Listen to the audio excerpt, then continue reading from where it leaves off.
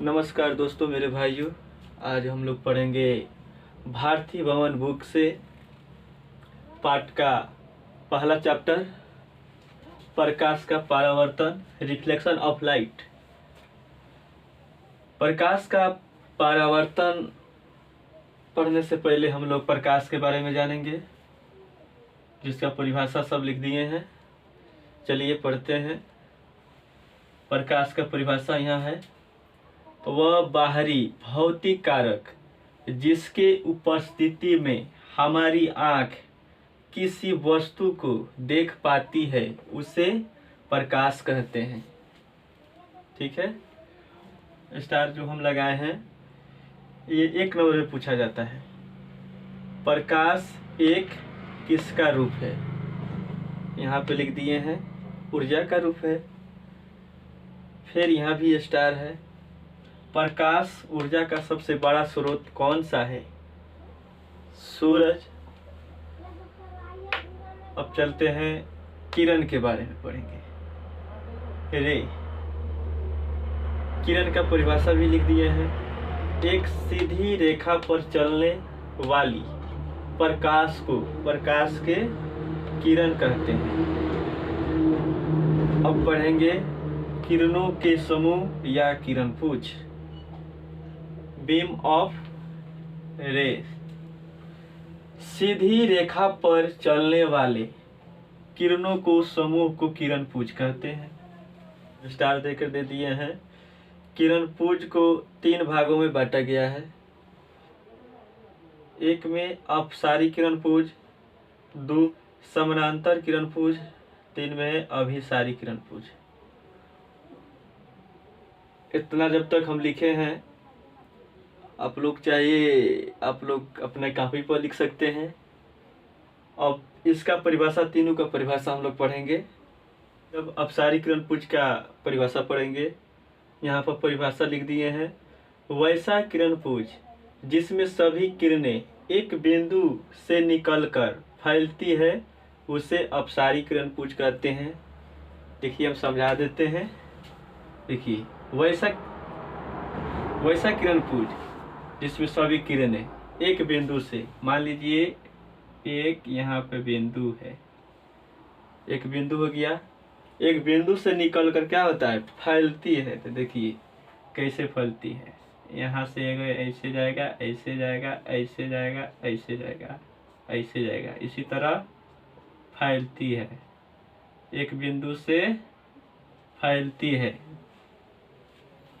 अब यहाँ पे आ जाएंगे, दूसरा कब पढ़ेंगे, समानांतर किरणपुंज। यहाँ पर परिभाषा भी लिख दिए हैं। वैसा किरणपुंज जिसमें सभी किरणें एक दूसरे के समानांतर होते हैं उसे समानांतर किरणपुंज कहते हैं। समझने के लिए देखिए, ये है किरण और ये इसी तरह जाता है, और ये भी इधर से, फिर इधर से भी जाएगा, फिर इधर से, फिर इधर से। ये क्या हो गया, एक दूसरे के क्या है, समानांतर है। एक दूसरे के क्या है, समानांतर है। इसका समझने के लिए ये चित्र बना दिए हैं। देखिएगा, जहाँ भी जाएगा सीधे जाएगा, ये भी जाएगा तो सीधे भी जाएगा, एक दूसरे के क्या होगा, समानांतर होगा। अब पढ़ेंगे 3 नंबर, अभिसारी किरणपुंज। इसका भी परिभाषा लिख दिए हैं। वैसा किरणपुंज जिसमें सभी किरणें एक बिंदु से आकर मिलती है उसे अभिसारी किरणपुंज कहते हैं। मान लीजिए एक बिंदु से आकर मिलती है, तो मान लीजिए यहाँ पे बिंदु हो गया। अब देखिए कैसे मिलती है, यही आकर क्या हो रहा है, मिल रहा है। ये सिंबल है मिलने का, देखिए मिल रहा है, एक बिंदु पर आकर मिलती है, उसी को हम लोग क्या कहते हैं, अभिसारी किरणपुंज। अब पढ़ेंगे इसके आगे, हम सब अब पढ़ेंगे प्रदीप्त और अप्रदीप्त वस्तुएं के बारे में। सबसे पहले प्रदीप्त वस्तु के बारे में जानेंगे। तो वैसी वस्तुएं जो स्वयं प्रकाश उत्सर्जित करती है उसे प्रदीप्त या दीप्त या दीप्तमान वस्तुएं कहते हैं। जैसे सूरज, तारा, जलता हुआ बल्ब। हम लोग पढ़ेंगे अप्रदीप्त वस्तुएं के बारे में।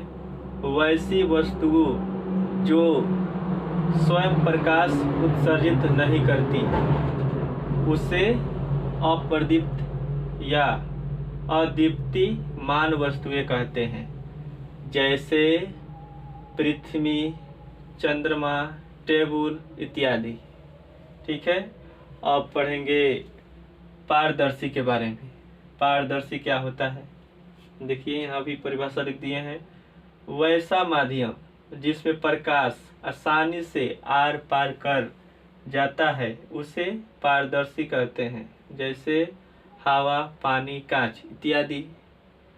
हवा में लाइट बढ़िएगा पार हो जाएगा, पानी में भी, कांच में भी शीशा जो होता है,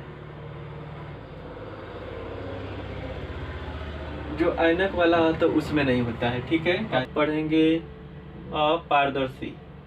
वैसा माध्यम जिसमें प्रकाश बिल्कुल आर पार नहीं कर पाता है उसे अपारदर्शी कहते हैं, जैसे टेबल, किताब, लकड़ी, ईंट इत्यादि।